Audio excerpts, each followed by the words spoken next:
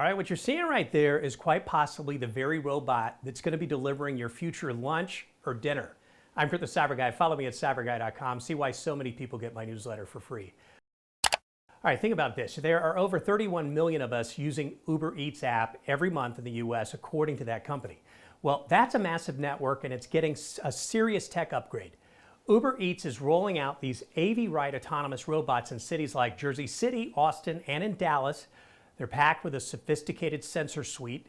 We're talking LiDAR, cameras, GPS, creating a 360-degree view of the world. They navigate sidewalks, traffic, and people all on their own. And the fleet is expanding so fast, there's soon to be hundreds of these things. Well, that means that the chance of your next burrito or pizza arriving like this is getting a lot higher every single day. This is a fundamental shift in how we get our food. So here is a question.